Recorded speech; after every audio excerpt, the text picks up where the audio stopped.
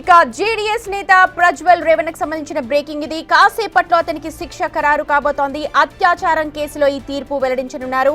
అయితే తనకు తక్కువ శిక్ష వేయాలి అంటూ రేవణ్ణ కన్నీళ్లు పెట్టుకున్నట్టుగా సమాచారం అందుతోంది.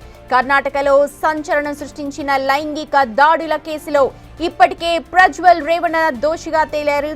దీంతో కోర్టు హాల్లోనే ఒక్కసారిగా కుప్పకూలిపోయాడు. నిన్న గతంలో ప్రజ్వల్ అత్యాచారానికి పాల్పడ్డారు అంటూ మహిళ ఫిర్యాదు చేసింది.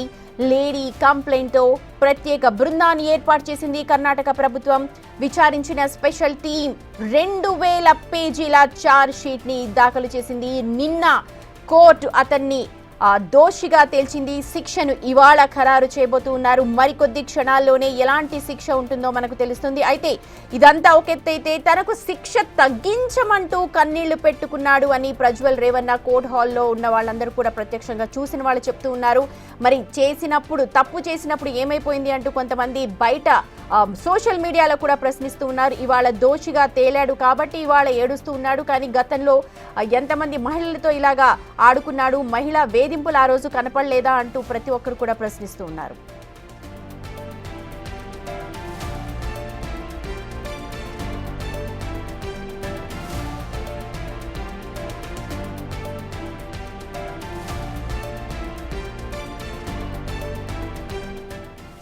రైట్, జేడీఎస్ నేత ప్రజ్వల్ రేవణ్ణను దోషిగా తేల్చింది కోర్టు. నిన్న ఇవాళ శిక్ష వేయడానికంటూ పెట్టారు. ఇవాళ మరి ఏం శిక్ష విధిస్తారు జడ్జ్ అన్నది మనకు తెలియాల్సి ఉంది. కర్ణాటకలో లైంగిక దాడుల కేసు ఎంత సంచలనం సృష్టించిందో మనందరికీ తెలుసు. అయితే ఇంటి పని మనిషిపై అత్యాచారం చేసి ఆ తర్వాత వీడియో చిత్రీకరణ చేసిన కేసులో సదరు బాధితురాలు కంప్లైంట్ చేయడంతో ఇదంతా కూడా వెలుగులోకి వచ్చింది. ఒక ప్రత్యేక బృందాన్ని ఏర్పాటు చేసింది ప్రభుత్వం. తర్వాత దాదాపు 2000 పేజీల ఛార్జ్ షీట్ ని కూడా దాఖలు చేసింది ప్రత్యేక దర్యాప్తు టీం. మొత్తం విచారణ చేపట్టిన తరువాత ఆయన పైన ఏవైతే అభియోగాలు పెట్టారో అవన్నీ కూడా నిజమని తేలింది, రుజువయ్యాయి. మొత్తం 23 మంది సాక్షులని విచారించిన తరువాత ప్రజ్వల్ రేవణ్ణను దోషిగా ఖరారు చేసింది కోర్టు. ఇవాళ మరికొద్ది క్షణాల్లోనే శిక్ష వేయబోతూ ఉన్నారు. అయితే నిన్న కోర్టు హాల్లో కూడా చాలా భావోద్వేగానికి గురైనట్టుగా సమాచారం. ఒక్కసారిగా కోర్టు హాల్లో కుప్పకూలిపోయాడు ప్రజ్వల్ అన్నారు. అలాగే శిక్షను కాస్త తగ్గించాలి అంటూ కూడా కన్నీళ్లు పెట్టుకున్నట్టుగా మనకు తెలుస్తోంది. మా ప్రతినిధి శివ ఉన్నారు మనకు అప్డేట్స్ అందించడానికి ఈ కేసుకు సంబంధించి. శివ, తప్పు జరిగింది, ప్రస్తుతం దోషిగా కూడా తేల్చారు, మరి కాసేపట్లో శిక్ష విధించబోతూ ఉన్నారు. ఒకసారి కోర్టు హాల్లో జరిగిన సన్నివేశం ఏంటో చెప్పండి. అలాగే ఎటువంటి శిక్ష పడే అవకాశం ఉంది అని చెప్పి అడ్వకేట్స్ అంటున్నారు.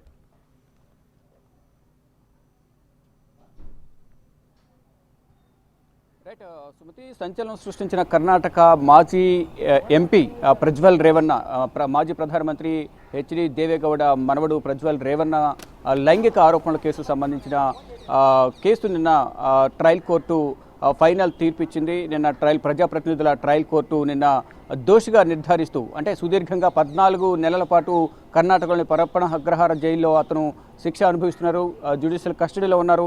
2024లో ఈ కేసు అనేది వెలుగులోకి వచ్చింది.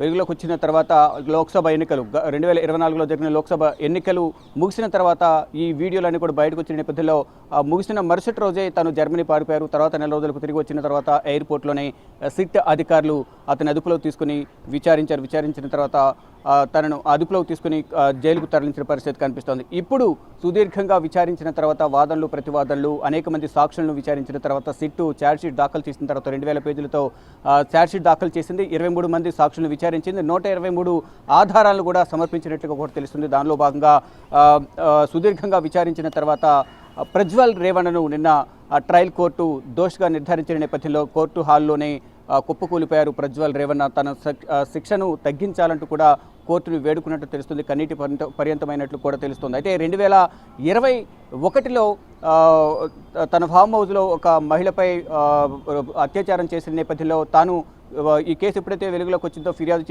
చేసిన తర్వాత ఆ కేసును పరిగణనలోకి తీసుకుని ఇటు కర్ణాటక ప్రభుత్వం కూడా దీనిపై సీరియస్గా కేసును తీసుకోవాలంటూ కూడా సిట్టు బృందాన్ని ఏర్పాటు చేసిన తర్వాత వారు దర్యాప్తు ప్రారంభించారు.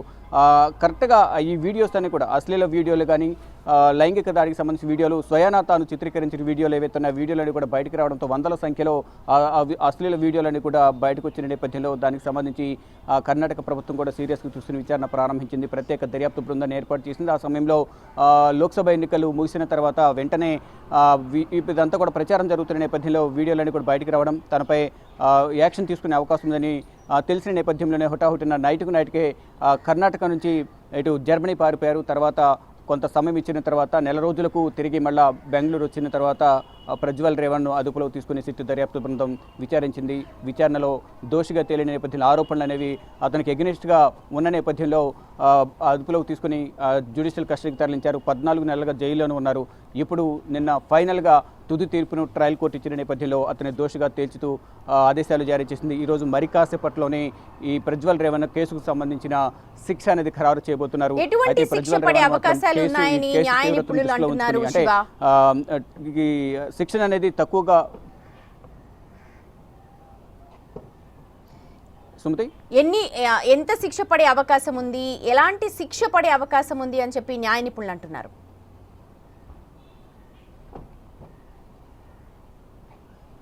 అంటే కేసు తీవ్రతను బట్టి సిట్టు బృందం అయితే మాత్రం జీవిత ఖైదు విధించాలని కూడా వారు డిమాండ్ చేస్తున్నారు. కానీ ప్రజ్వల్ రేవణ్ మాత్రం కేసు తీవ్రతను అంటే కేసును దృష్టిలో ఉంచుకుని నాకు శిక్ష తక్కువ విధించాలి అనేది ఆ కోర్టు వద్ద కోరినట్టు తెలుస్తుంది. దాన్ని క్షమించాలి అనేది కూడా ఆయన వేడుకున్నట్లు కూడా తెలుస్తుంది. దానిలో భాగంగా ప్రజ్వల్ రేవణ్ కోరుకున్నట్లుగా కేసును దృష్టిలో ఉంచుకుని అంటే వందల వీడియోలు బయటకు రావడం, అనేక మందిని భయపెట్టడం, ప్రశ్నించిన వారిని బెదిరించి ఇటు ప్రజ్వల్ రేవణ్ తల్లిదండ్రులు కూడా బాధిత మహిళను కూడా బెదిరించారు, తన తండ్రిని ఉద్యోగులను తీపించేశారు అనేది కూడా ఒక మహిళ బహిరంగంగా వచ్చి పోలీసులకు ఫిర్యాదు చేసింది.